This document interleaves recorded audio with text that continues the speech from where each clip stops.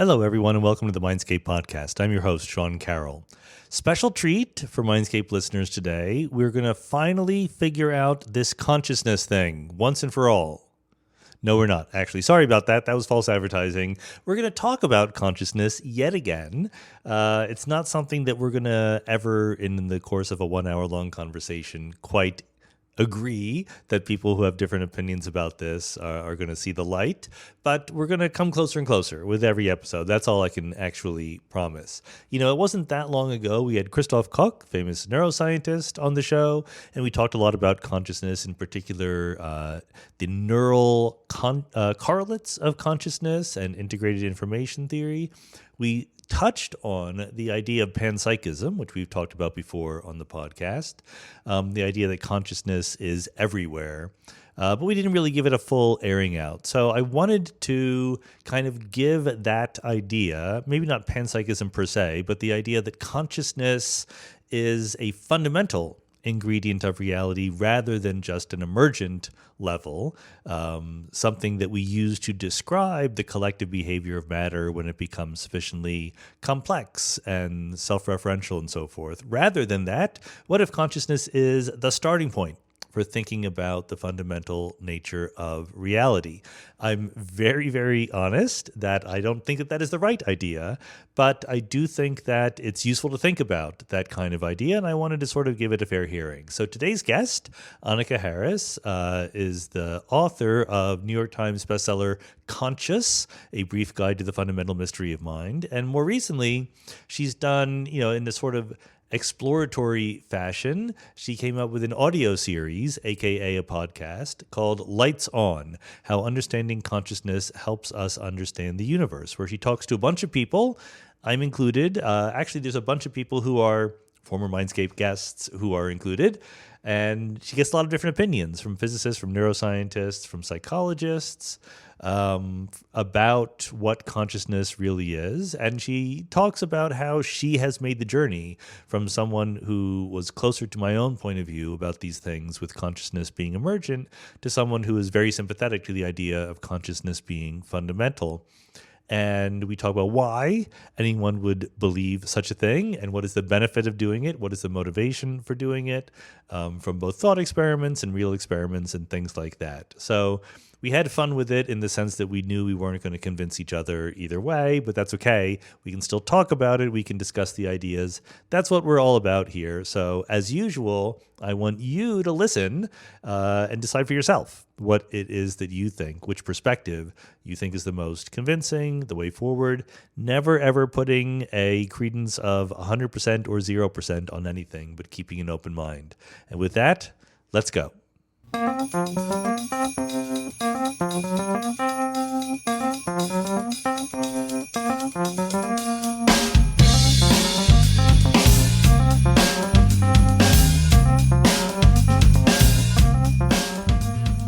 Annaka Harris, welcome to the Mindscape podcast. Thank you so much for having me. I'm honored, truly. Well, especially thank you because you know that you're, walking into enemy territory here, right? Yes. We all know that we've talked about these things before. We come out on opposite sides, but I really appreciated your new series and how you try to talk to a whole bunch of different people with different points of view. So why don't you just, before we forget, mention the series and what caused you to think of this particular medium? So it's called Lights On: How Understanding Consciousness Helps Us Understand the Universe. And, I didn't even know what I was making when I started out creating this project. I had finished publishing and promoting my book called Conscious that came out in 2019. And I just realized that I was left with so many questions and I wasn't quite ready to move on to a new topic yet. And actually, a film producer friend of mine came to me with this loose idea for a film. And it's like all I needed was permission to start recording the interviews I wanted to record. I had no faith really that a movie would ever get made. I mean, I don't know that world, but I know it takes forever to do those things. But I thought, he just gave me my dream project, which is talk to all the scientists and philosophers I want to talk to, ask all these questions, keep thinking about these things that I can't stop thinking about. And the idea was to record the conversations and then use the transcripts as templates for dialogue for this, potential film. And what he realized when I was a few weeks into this process was that we would have all this audio, and it's much easier to make a podcast than a film.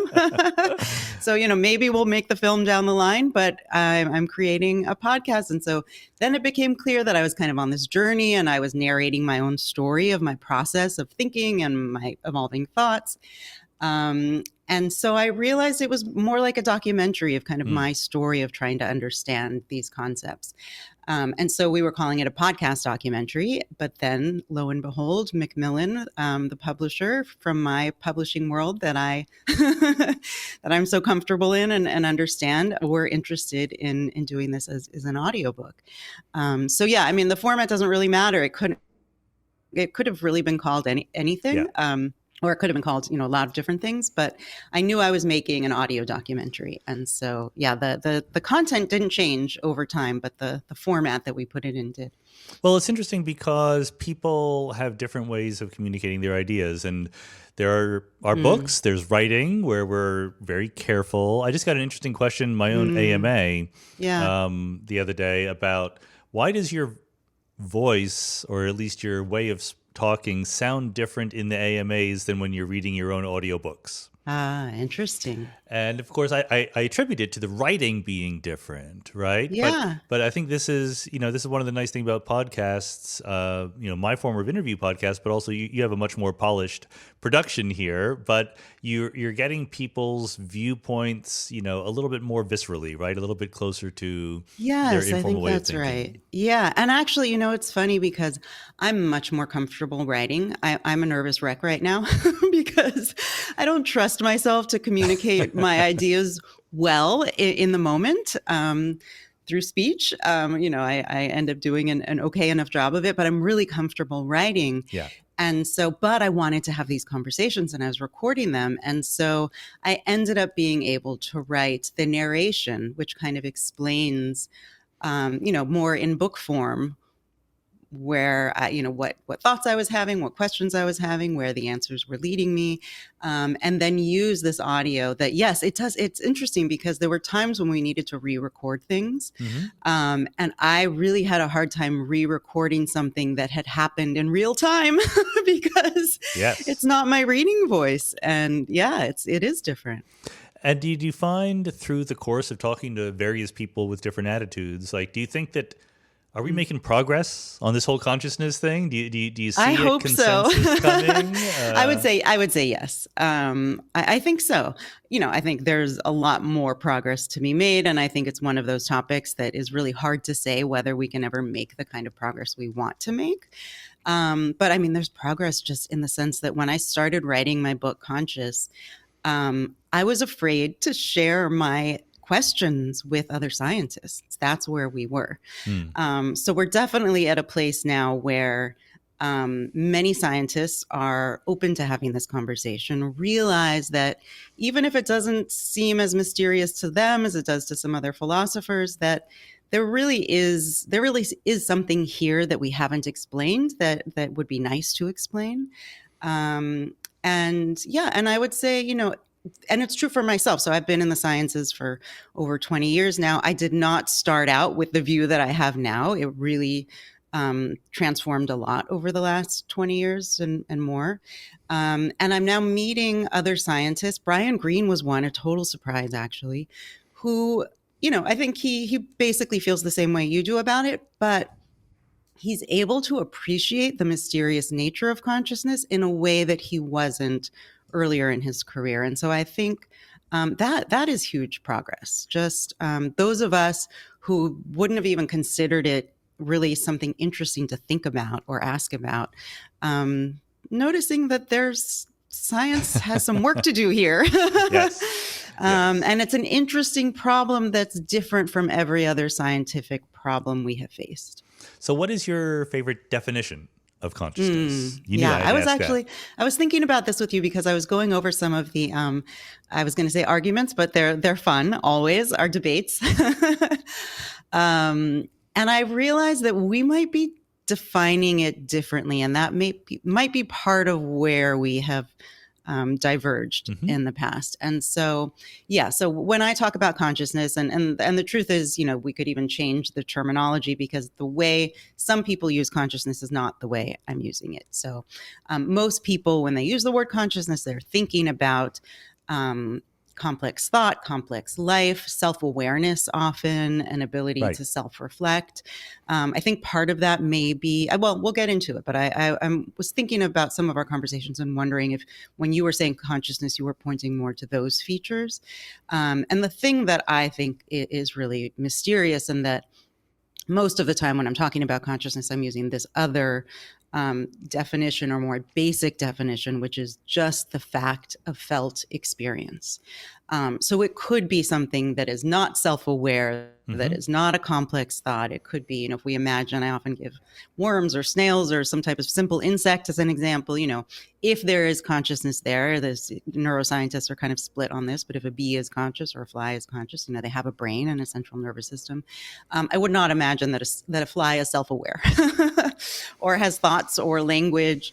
But could maybe, even I think simpler than a fly would be something like a worm, where maybe, if I had to guess what the conscious experience is, it would be of pressure, maybe of temperature change, maybe even of something more complex like hunger or fear, depending on the circumstance, if it needs to, look for food or get away from something that could cause it harm. But yeah, so my definition, and the thing I'm interested in, whatever we call it, is really just the fact of felt experience. Why is it that some systems in nature feel like something from the inside, kind of have this perspective where the feeling itself cannot be directly observed apart from the feeling itself? So I think I would have said, if you just give me that definition, I would have said, sure, I understand. At least, we can debate what's the best definition, but I think I understand what you mean. Yeah. But somewhere in there, you're drawing a distinction between that and awareness. Like, how can I be the worm feeling pressure or fear without being aware of it? Yeah. Well, I guess awareness is a tricky term also. So you can mean different things by being aware. You could, I tend to use it synonymous with consciousness. When I say awareness, I'm usually meaning a felt experience of awareness. So I could talk about my computer being aware of the audio input and the visual input and, whatever processing is taking place. But I'm not imagining that there's a conscious experience associated with that processing in the computer. So awareness, could be talked about in non-conscious processing, where, it's just a combining of information or a form of digital memory or something like that. I feel like now I'm not answering your question. You were saying, how could a worm be conscious without being aware? Yeah, well, it sounded like you were trying to put awareness at like a slightly higher level of complexity or sophistication than mere consciousness. I may have said self-awareness. Oh, okay. So being aware of oneself, which is usually how people think about consciousness. Consciousness happens in very, complex life forms like human beings. There's even this test that we do with other mammals. Are they aware of themselves? Can they see themselves in the mirror? That sort of thing. But I'm talking about something much more basic than that. Got it. That's very, very helpful. Okay, thanks. Okay. And we do, like you say, we feel it from the inside. So you mentioned how science is making progress, and we're going to get to some scientific progress. Okay. But are there whole bunches of progress to be made, kind of without doing neuroscience? Can we make progress? I think so. I think it really, as far as my imagination can go, it has to be informed by neuroscience. But no, I think if we are led to believe that consciousness, felt experience, if it goes much deeper in nature than even insects and worms, or to plants, or even deeper than that, we start crossing over into other realms of science, and it's why I talked to so many physicists for my audio documentary, because I wanted to know where this might be headed if we actually start to think it makes sense to assume that consciousness goes kind of beyond what we categorize as life, and what would that mean for physics, and what would physicists have to say about that? And is there any way in which this can actually affect the physics we do, or are we kind of just always going to be limited by observation and experiment the way we traditionally have. But I try to let my imagination go wild in the very last chapter of my documentary, and it's called The Future of Science. And I suggest some ways this might go if we're convinced, again, that it's rational to. Well, let me take one step back, because I think kind of where my starting point is realizing with working with neuroscientists over the course of about 20 years, realizing that we have actually assumed that consciousness arises in complex life forms, and that we don't have as good evidence for that as we think we do, and kind of pulling apart those intuitions that lead us to assume that. Now, as I've said, I also made those assumptions. I still think it may be correct, but we're not really on as solid ground as I thought we were in making that assumption. And that I realized we kind of are forced, because we don't know our starting point, we're really forced to either assume that it arises at some point, it emerges at some point in nature, or it's fundamental to nature. It's either in all systems or some, because we know the answer isn't none, right? And because we have evidence of at least our own conscious experiences. And so the more convinced I became that we could be very wrong in this starting assumption we've used so far, that it arises out of complexity. What would happen if we, still we could say we don't know. We don't have to believe that it's fundamental, but what if we just assumed? How would that shape the phenomenon we observe? How would that shape science going forward? And so I just kind of let my imagination run wild, and then started to come up with new questions for neuroscientists and physicists, which is, what my documentary is about. But so it kind of became this question for me: if consciousness is fundamental, and then, So how might we interpret this phenomenon in nature? Right. So in this picture, which, offends me to the very core, but that's okay. I'm sorry. We're very honest. That's cool. But I will say that I was completely with you for most of my life. I know. Yeah. Well, there's a way to see this. I believe there's a way to see this that's not offensive, even though it still sounds crazy to me coming out of my own mouth. You're more advanced than I am. I'm still trying to catch up, but that's okay. But I still, am very interested in understanding it. So I think that the interesting thing you're saying here is that if we take, forget about whether we should, but if we take the view that consciousness is fundamental, then rather it being an outgrowth of some complex information processing system, blah, blah, blah, it manifests itself in certain ways when the complexity is there to let that happen, but it's kind of always there. Yeah. Yeah. Which, again, I know that sounds crazy, and I kind of can't believe I'm even suggesting it. But the deeper you get into the neuroscience and what we've learned about the brain so far, the more you realize our intuitions for that starting assumption really break apart pretty quickly. So one thing that is, kind of obvious, but we don't really think about it, and I think is interesting in the context of all of these other intuition shattering, I think, results of modern neuroscience, is that we are the most complex systems we know of in the universe, right? Sure. And we also know that we can't tell the difference between loss of memory and loss of consciousness, that we're completely dependent on this stream of memories, to think all the thoughts we think, to be human beings, right? And so we have this sense that because we're conscious and we're the most complex systems we know of in the universe, and let's say if there's a felt experience associated with the processing in my liver, let's say, but that never enters my stream of memory, I'll never be able to report on. It's not part of the I I'm referring to as I, right? And so we're kind of left in this situation where it makes sense that we would assume that consciousness is part of this complex processing.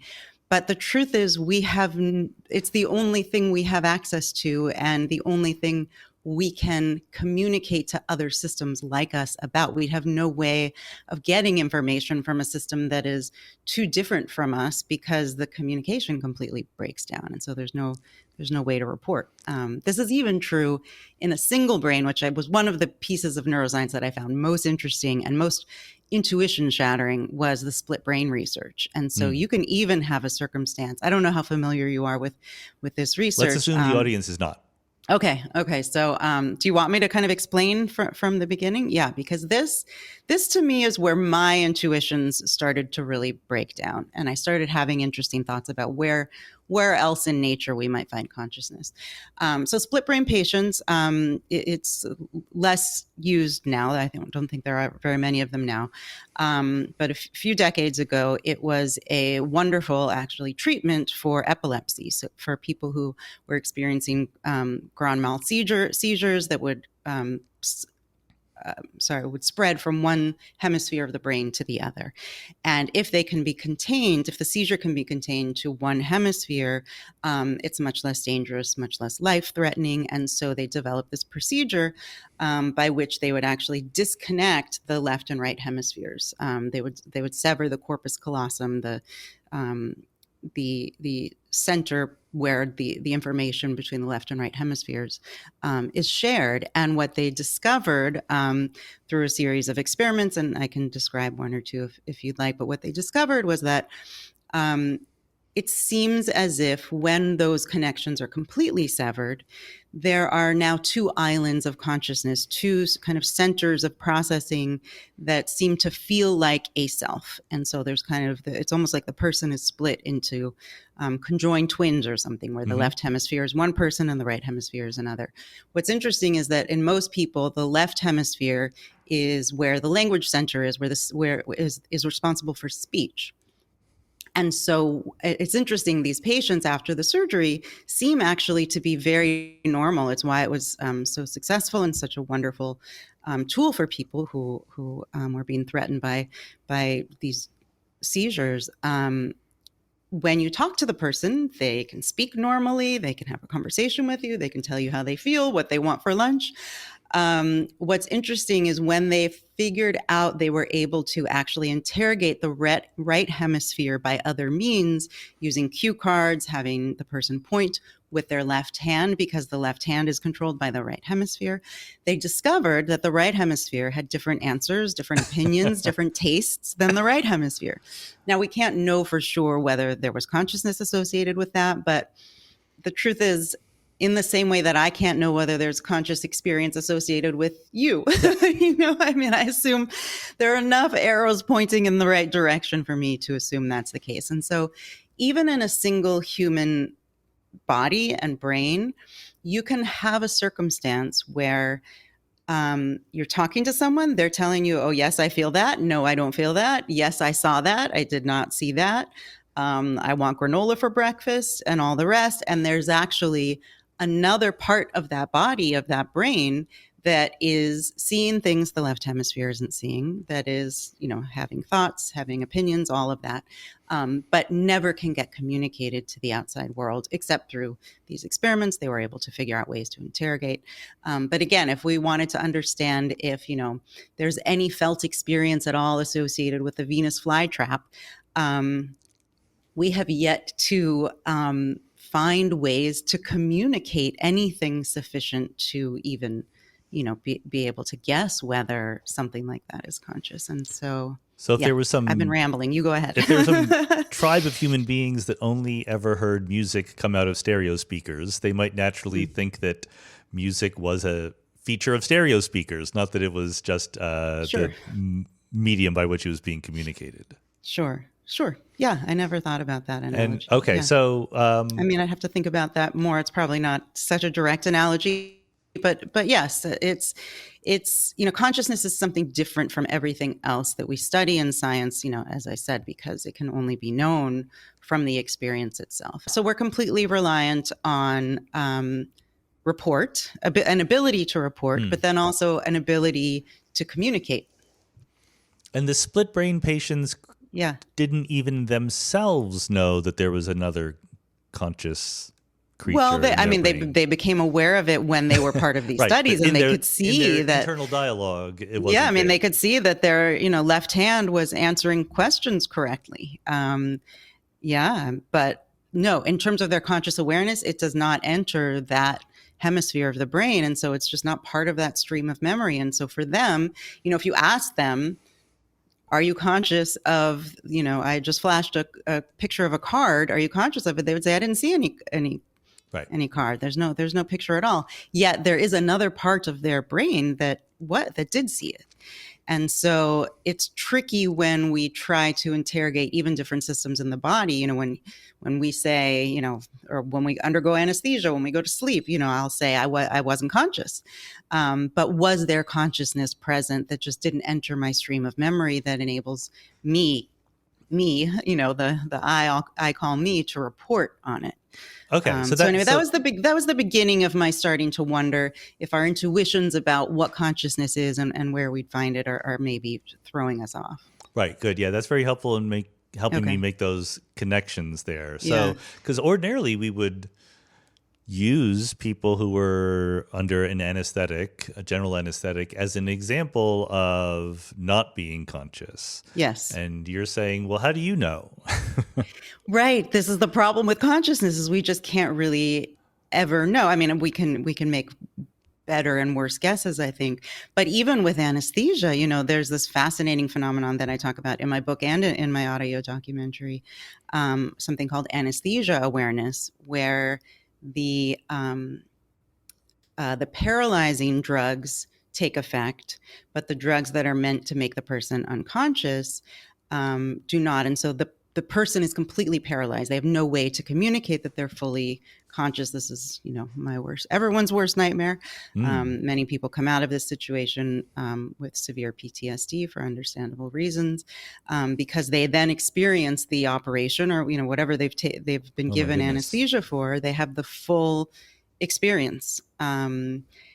The pain, the sights, the sound. Well, if usually their eyes would not be open, but yes, they're just as awake as you or I are right now, but completely paralyzed and unable to communicate. And so, that's another good example. There are also examples of something called locked-in patients, where they have certain brain damage. The same situation they're in, where they're completely paralyzed. There's no way for them to report on these conscious experiences. They have the communication skills, but they're not able to report. And so it's this combination of communication and report that we really rely on, and noticing, coming face to face with these circumstances where there's a human mind that I can relate to that is just like me, but on the outside, there's zero behavior. If there's any behavior, we could put them in an fMRI machine. We could see, electricity essentially, At least, yeah. and which reminded me of plant biology. And, I do not have an intuition that plants are conscious. It does actually sound crazy to me, but I had to let myself challenge my intuitions and say, okay, essentially what's happening in the brain is similar to what's happening in a plant. And it is the transfer of information through electrical signals. And is it possible that consciousness, the felt experience, is associated with that rather than the more complex? So where did you come down? Where do you currently come down on the plant question? It's a provocative one, obviously. I will just say I don't know about all of it, honestly. I am continuing to ask these questions and investigate. I am open to everything, every system being conscious, all the way down to the most fundamental. And so that's kind of where I let myself go in this documentary until the last 2 chapters, where I just really go with it and say, okay, if consciousness truly goes all the way down, what does this mean for the future of science, and how might we be able to get more clarity on this? We've gotten this far in the podcast without using the P word, panpsychism, but that's where you're. I know, I never use it anymore. You never use it anymore? People have been. I never use it anymore because I don't like it and I don't think it's useful. I see. Okay. Actually, I don't even know if you remember it, but it's probably something that didn't catch your eye, but philosophers in the room caught it, which was At that conference that you and I attended together, I gave a talk, and one of the slides was actually panpsychism with the word crossed out. It was like a panpsychism circle sign with Right. Okay. Good to know. And I tried to convince them. I'm sure I didn't convince a single person, but that it's not such a useful framework for thinking about these things. But I mean, I guess we can still talk about it. We'll get to there later, but you do. So panpsychism literally means consciousness is everywhere, or mind is everywhere, I suppose. Yes. And that does sound pretty close to what you were. It does. Okay. And I'm not really opposed to it. It's the word. Yeah. And the truth is, I think idealism, panpsychism, technically my view certainly has crossover, if not, falls into. Part of my issue with these frameworks is they were developed so long ago before we understood anything about how the universe works. And so the types of conclusions they tend to draw just don't sound realistic and scientific to me. And I'm very much a science-minded person, and I would like this topic to stay within the sciences. And I'd like, if it's possible that consciousness goes deeper in nature, I would like to have our best tools and our best minds, trying to I think this will affect the future of science. And so it's something we need to keep in that realm. So so some of the conclusions that are drawn in those domains sound too new agey to me. I wouldn't, make those assumptions about how the universe is structured. I also honestly just have an issue aesthetically with the word panpsychism because it sounds like a new age word. It does. And it's a word that was developed, I think, in the 16th century. It's just, Okay. I also think that if those views had never existed, if no one had ever had this thought before, I truly believe that many people in neuroscience and physics at this point in history would be asking this question. And so I always just try to make the case that it's a legitimate question to ask: does consciousness go deeper in nature than we've assumed? And is consciousness fundamental? And those can be scientific questions. And I think we'd be running up against them anyway, and we clearly don't know. So something like panpsychism also, it kind of suggests that there's already a solution figured out. And I think we so clearly don't know that I wouldn't like to use an ism to explain this line of questioning. I think they're questions. Got it. That makes perfect sense. So the plants you're not sure about. What about computers? Could they be conscious, or is there going to be some point at which they can report the consciousness that they may or may not be experiencing? I know. This is a really bizarre situation we are very likely going to be in soon. However far down consciousness goes, we're going to be very confused when the behavior of a system matches our behavior, or the behavior of a dog or some living system that we believe is conscious, and how we will know. That's a big question mark for me. I don't know. But the truth is, I've really kind of crossed over into believing that if consciousness goes deeper in nature, it actually makes the most sense for it to go all the way down. So I have kind of, my list of questions quickly became about how do we interpret the physics we have, the science we have, if consciousness actually goes all the way down, is the most fundamental feature. And so that's where all of my thought experiments and kind of where I've been living. And so I ask myself this question: if consciousness is fundamental, if every matter that we perceive, everything that we perceive, all the light and everything and all the things we don't perceive, if our perceptions are really a representation or a mapping of essentially other conscious experiences coming in and out of existence in the universe, my guess is that, what we deem the matter to be made of matters. And so the structure, we're getting some clues about the structure of things in our perceptions of them and in our mappings of them with the scientific tools we have. And so I think our conscious experiences are dictated by the structure of the matter. And computers are made of very different matter than we are. And so my guess would be, if consciousness is fundamental, yes, that would mean that there are conscious experiences, however minimal, coming into and out of being, all around this room, throughout my body, in my clothing, it's all, at bottom, what we're describing is conscious experiences. And so, yes, that means that computers and AI and more complex systems would also entail conscious experiences. The question is, how similar to our own would they be? And my guess is they'd be so different they would be unrecognizable to us. And so the thing that kind of disturbs me most about AI when I think about consciousness being fundamental is that we will be building these systems that the behavior of which we usually take to be evidence of our own conscious experiences. When I talk to you about green and about the sound of a symphony and about my thoughts, I think it's a safe guess that you are mapping that onto a very similar conscious experience on your side. And so we've learned, and our intuitions have evolved to map those things. But if we create systems that actually feel very, very different on the inside, but behave the same way we do, I mean, we will just have no intuitions for navigating this situation that we're in. I mean, yeah. No, I think that does follow. I mean, the question about whether a computer is conscious is very different if you think that an abacus is conscious or a stick is conscious, or at least and I think it's not quite right to think of those things as single things the way we think of a human mind as a single thing, right?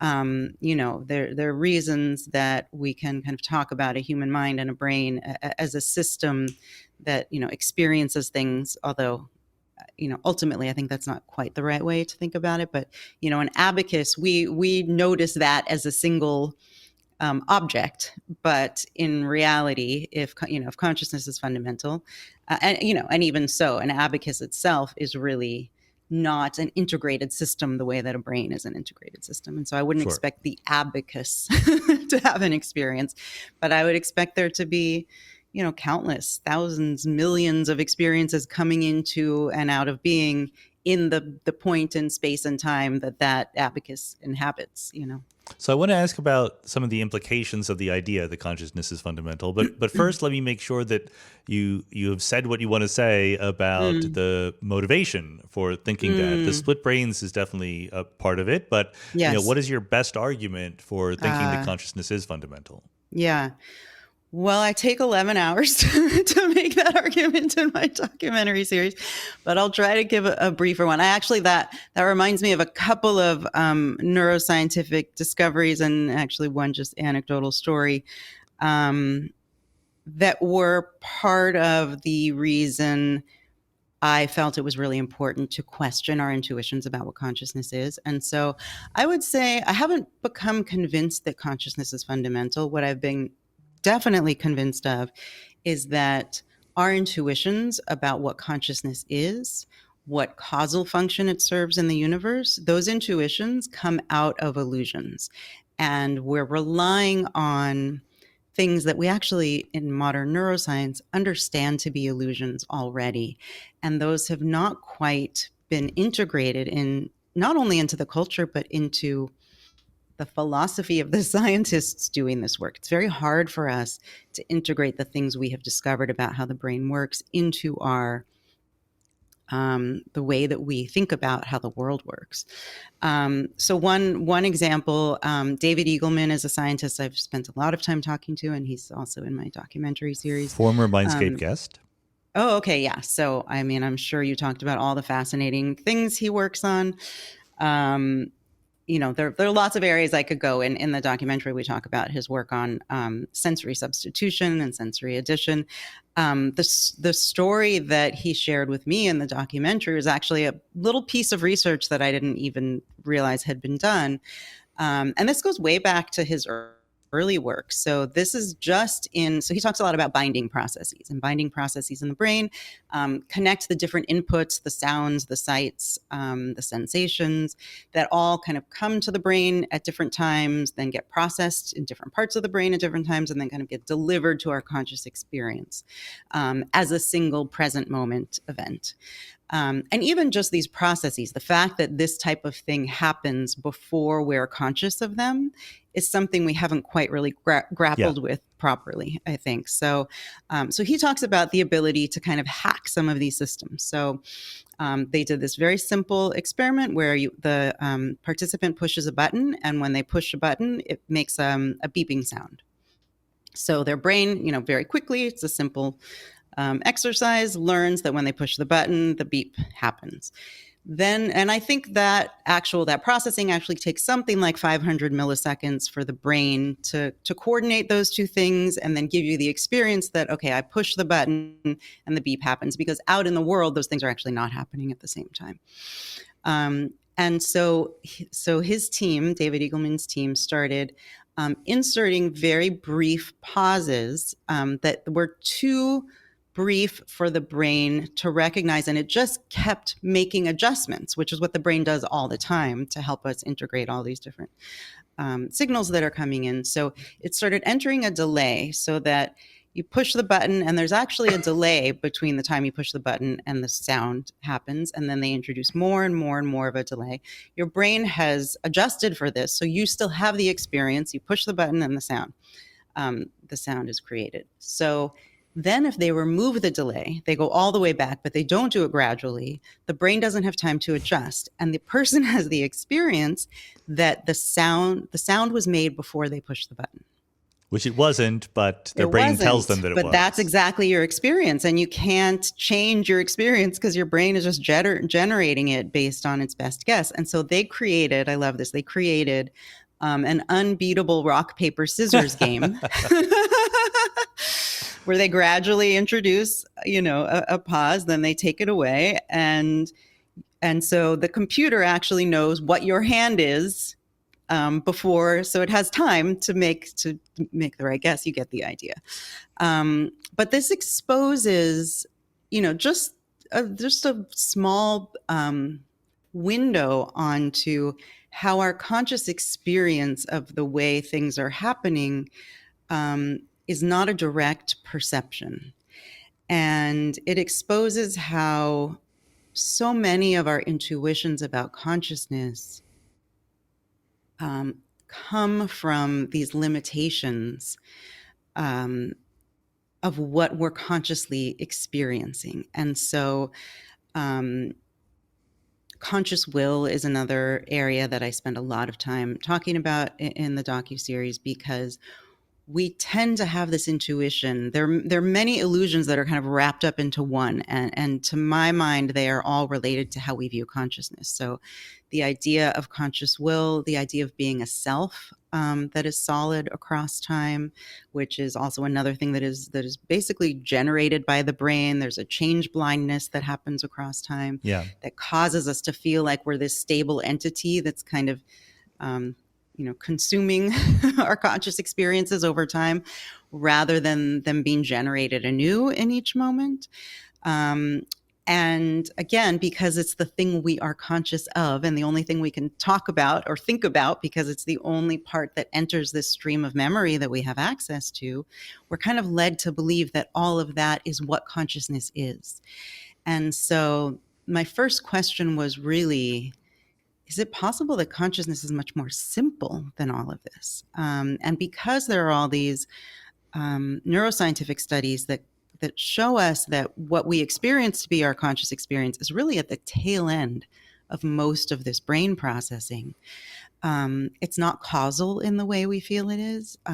We think we've evolved consciousness based on the behavior we think it's associated with, when in reality it's possible that it's simply how these processes feel, but the processes are just playing out. And the conscious experience of them is not necessarily the thing that's driving them. Okay, so I want to, I get all that. I think it's super important, and it is probably, like you say, underappreciated. I want to hear, therefore, we should take consciousness as fundamental. Okay. So again, I mean, it takes longer than a podcast interview to get all the way there. But once you've realized the ways in which we could be wrong about our assumptions about what consciousness is, and you start asking where does it make sense for it to emerge in nature? What I discovered was that you run into paradoxes wherever you try to place that emergence, and that you run into the same arguments for why it doesn't make sense to assume there. And so it's kind of like it just by necessity goes all the way to the bottom. There's no place at which it makes sense to put it. And so I became convinced that the most rational answer was all the way down. And I became convinced of that really against your my will, as it were. And it's only after kind of marinating in this for the last 5 years that I've kind of started to develop an intuition for it and can feel how it makes sense. But yeah, it was really just logical thought experiments that brought me there, that I had to kind of fight my rational mind and my intuitions on, and that actually, I think I could be wrong about it. And it was, I'm sure I mentioned to you when I called you up to record a conversation for my docuseries. I don't want to waste time, so I'd like to be talked out of this, and so I've been attempting also to talk to people who disagree with me, so that I can see if there's an error in my thinking. So I can see if, it actually, there's a good reason to not actually follow these questions any further.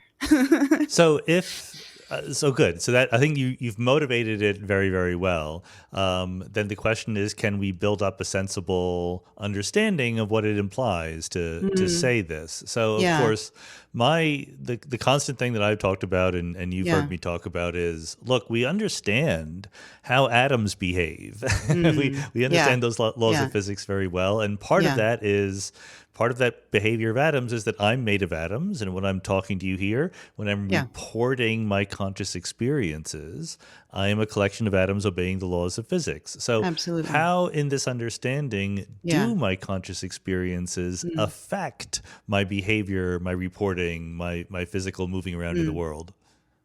How do your conscious experiences affect those? Yeah, if consciousness is fundamental and you think that, consciousness... I don't know. I think consciousness might actually not be causal, but I don't know. This is one of the questions I have, and this is something I spend a lot of time thinking about and talking about.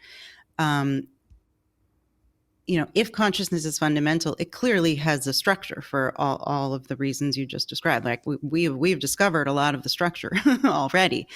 It clearly is not just a free for all. But if what all the physics and mathematics describes at bottom are this range of conscious experiences that arrives in the universe, yes, it has this structure. And one question I have when I really get into the weeds on this is it possible to have conscious experience with no content? Is there something that, that consciousness, that thing is, that has, a structure to it, or, the equation in many worlds for the Schrodinger... The Schrodinger equation. For the, what is it, of the universe? The wave function of the universe. The wave function of the universe. Thank you. So the wave function of the universe is not just a mathematical term and an idea and kind of a force that is kind of moving things, but is actually, in actuality, felt experience. And then it generates all of these different forms and things that come into being, that in actuality are just different types of conscious experiences coming in and out of being. I'm not sure. I imagine that thinking about things in those terms might change the way theoretical physicists think about things moving forward. And I think that will have to be in combination with experimental results. I think we'll have to start doing some very new and interesting science to at least make us as confident as we've been in neuroscience that consciousness arises out of complexity, to take it seriously and see. But it's interesting to me because I actually think it generates a lot of creative thinking. It does kind of open up new avenues for thinking about things at the fundamental level. I have no idea where they will go. I do not claim to have the kind of mind who will figure any of this out. But I think it's kind of a paradigm shifting It's a paradigm shifting framework that could inspire new ways of thinking about quantum mechanics, the findings of quantum mechanics. I don't know if you listen to the whole thing or have heard me say that actually many worlds to me is the best way to describe is the best interpretation of quantum mechanics if consciousness is fundamental, that it actually resolves a lot of issues that you run into. Just trying you to probably get on don't my like good that. side. You're like, leave many worlds out of it. Shameless pandering, but we encourage that here on the No, Mindscape it was podcast. again against my will, because many worlds was not something that naturally resonated with me. You know, I followed string theory for a long time. I like, aesthetically, I like string theory better, but I had to admit that many worlds actually fit better with my view of the universe of consciousness as fundamental. So let me ask it this way. Okay. As I said in my talk at that conference that you talked about, organized by Philip Goff, another previous Mindscape guest, Yes. to me, the very first question that has to be answered by anyone who wants to talk about the fundamentality of consciousness is, do they think that it will manifest in some change of what we understand as the fundamental laws of physics for just the behavior of stuff, or does it leave the behavior of physical stuff completely as we currently understand it? Oh, no, I think it absolutely leaves the behavior of physical stuff the way we understand it. The way I'm approaching this and the way I think about this is completely from a physicalist perspective. It is, and deferring to the science we have already. So, in my mind, if I run some thought experiment, or if, we go down this path and it's kind of counter to things that are already well established in physics, we rule it out. Whether it can actually help move physics along, I really don't know. I can imagine ways that it might, but I don't know.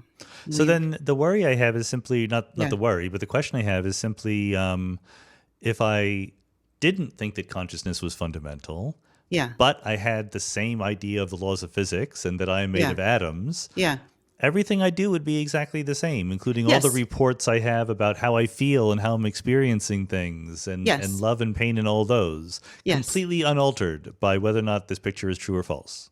Well, yes and no. I mean, mostly yes. I think to physicists who are trying to reach a deeper understanding, I think there are possibly places to take this that could take the many worlds interpretation in new directions, and potentially give us a better sense of what it's telling us about the structure of the universe.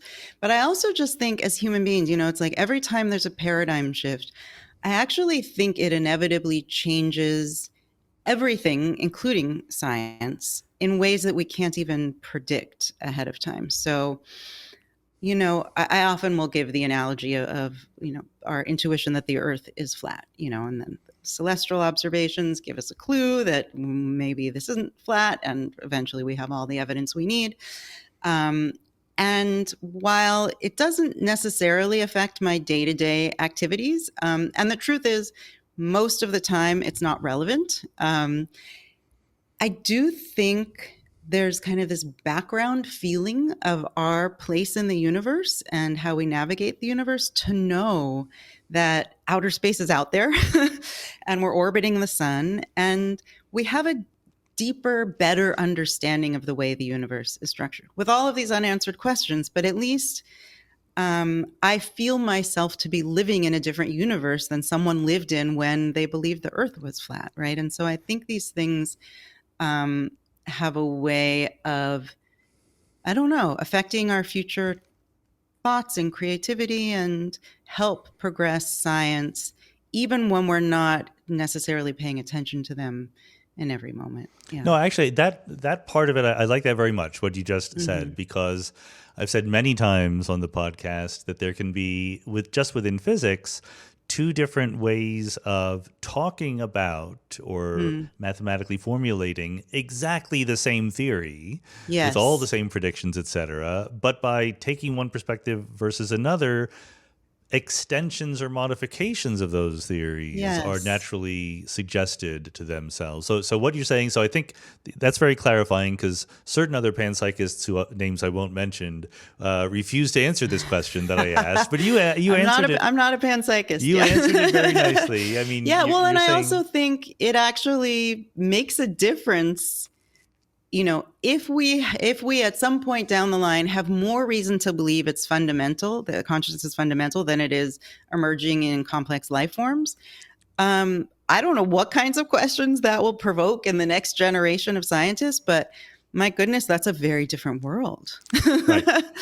And yeah, I mean, I'd like to know which one is more likely, and it will affect my questions going forward. And So so I get the argument that Yeah. the reason to sort of take this perspective seriously is that it opens up and suggests new research avenues going forward. Sure. Even new moral questions. I think it's just there's a world of unanswered questions. If it's in fact true that consciousness goes very deep in nature, right? Then suddenly there's a new dimension to things that we haven't really thought about. Yeah. I don't know if you know the work of Jonathan Birch. He was a recent I don't guest think that we so. had. He's a I philosopher. will listen to that episode. He is the world's leader in animal sentience.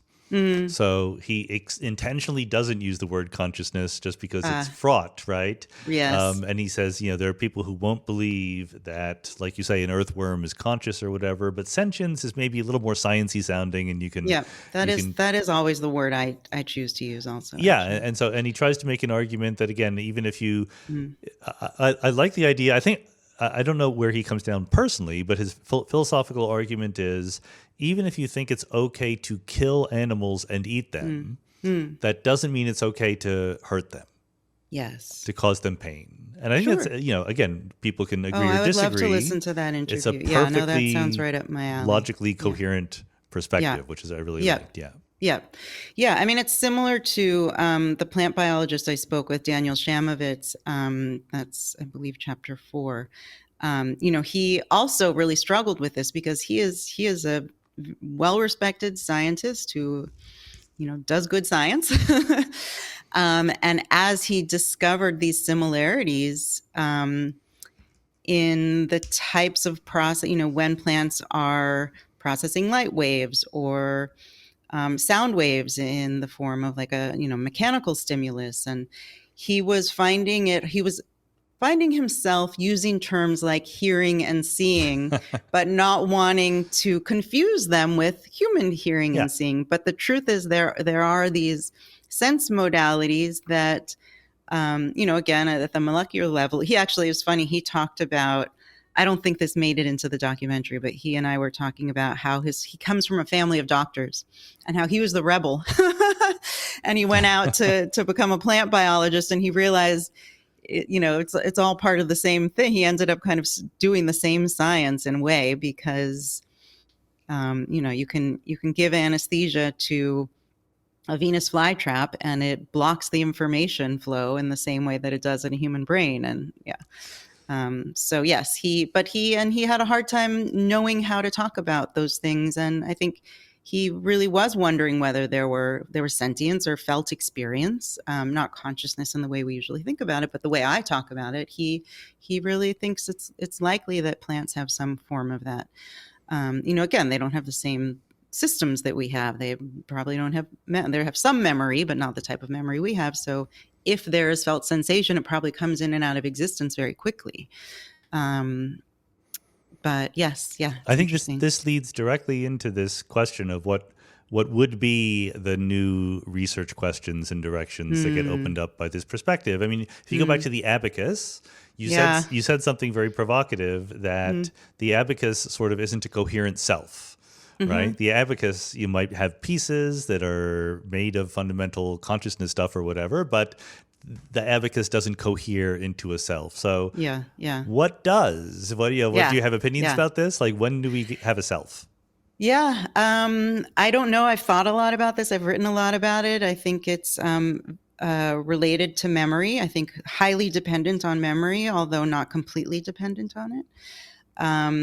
I think, if consciousness is fundamental, I think there's something, Adam Frank, the physicist, and I had this conversation about the cell. When a cell comes into being, a single cell, that essentially the cell and the bath of chemicals it's in come into being in the same moment because they're in relationship to run. There's no bath of chemicals if there's no cell, and vice versa. And that in order to keep the borders that it has and to let in the things it needs to let in and maintain itself as a system, that's kind of the beginning of self. And I would say that's self without memory. So just distinguishing, the system from the bath of chemicals or the outside world. I'm forgetting your specific question. I feel like I was on my way to answering it. Does the coherence of the system qualify as being a self? Yeah. No. So I think it largely has to do with memory and distinguishing a system from, the thing that is keeping the system going. I also think, though, that at most levels, even the idea of self is an illusion. At the level of the human mind too. So I've talked about this a bit in my work where, our present moment experience is based on this neuronal firing that's happening in every moment. I have this sense that there's kind of this solid me that moves through time. But the truth is this new experience is being generated afresh, anew now, that is obviously influenced by previous moments. But it still has to be brought into being in each moment. And so I make this analogy to an ocean wave that, we call ocean waves as if, it's a single thing. A friend of mine actually just said something very sweet, that he was at the beach with his daughter and they were looking at the waves, and his daughter said, "I wish we could take one home." And he joked and he was like, "Let's get a bucket, let's bring one home." And that kind of, shows the illusion there, which is that we call it a wave, but it's a system in nature. It's an ever-changing, never-ending system in nature.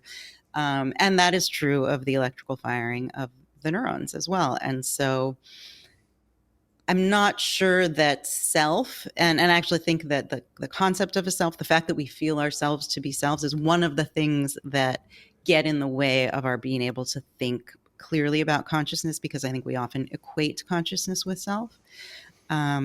So yeah, I don't know. That was a weird answer to your question, but I'm basically saying I'm not sure there are selves to begin with. Or that the illusion of self is created by a system that carries memory across time. Yeah. Do we get insight into these questions by some combination of meditation, psychedelics, things like that, things that give us a different perspective on our inner workings? I think so. I mean, maybe not as directly as other people might suggest. I think meditation, absolutely, because it does something very interesting, which is expose a lot of these illusions, in the same way that David Eagleman's work, you can run these experiments and expose the way the brain works. Meditation is an interesting thing to do. It's very counter to the way the brain normally is operating. And so I think it has a similar effect of kind of you're able to catch these illusions in the act of being created. And so the illusion of self is something that regularly drops out for people when they've been practicing meditation for a while. And I think that's the most important one, but there are others as well. And I think it changes our normal everyday experience of being a human being so much that it enables us to be more creative in our thinking and to notice when we've made assumptions that we consider to be fact that are actually assumptions. And psychedelics is a very interesting one too. I have a lot of questions about those experiences. I really don't know. I think the most useful thing about them for myself and people I know who've taken them is, again, a similar thing to meditation, but on a much more impactful scale, I think, is having an experience that is so different from your typical human everyday experience causes you to realize the range of possible experiences, even for a human brain, that are far beyond anything I had ever known possible and are very hard to describe. And so what experiences might be possible in other systems? I think it enables you to be, to think differently and more creatively. Well, I kind of like that in the sense that, it's not suggesting that psychedelics or for that matter, meditation somehow give us some closer data about the fundamental workings of reality so much as they nudge us out of our dogmatic slumbers a little bit.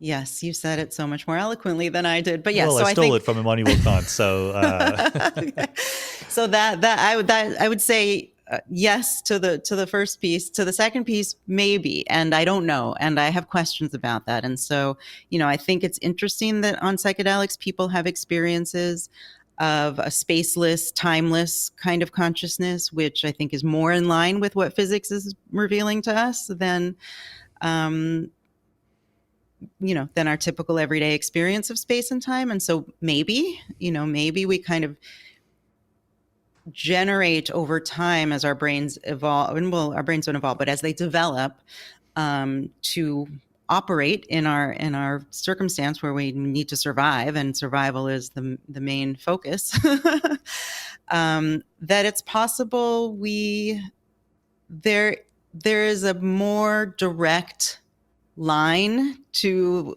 the outside world that kind of gets pruned away into a more useful line into the outside world, and that psychedelics help us kind of access something that is more direct. But that is all. Those are like big question marks. Sure. I don't know, but these are things I wonder about and think are possible. I mean, maybe then as a last thing to ask, do you have much of a suggested future research program for how we should be thinking about these things? If it's true that this perspective suggests different questions, how do we go about answering them? Experiments. So I do go into this in the final chapter of my docuseries. I think I really think the first place to start is kind of where David Eagleman has headed with sensory addition. And I talked to a participant in a study where they were given an experience of magnetic north. So, Eagleman's work has largely been about helping blind people and deaf people find other ways for their brains to process light waves and sound waves. But this is bringing in a new perception altogether. I think I also like the idea of scientific endeavors, which, whether consciousness is fundamental or not, will be useful. Of course, that'd be nice. Yes. But I think these all kind of will help us get better intuitions for answering questions about how deep in nature consciousness goes. So I think, ultimately, we only have our intuitions for determining where consciousness is to begin with.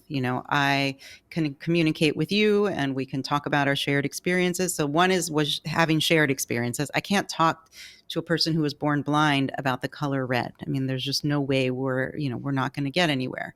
And so having a shared experience is important. And then having the language to be able to talk about those experiences. So I think the more things more human beings are able to perceive and get intuitions for, I think that could be useful to science anyway. All of our perceptions give us some clue about the physics of things, and then we go on from there. But the more things we can actually process directly, the more intuitions we can develop for them.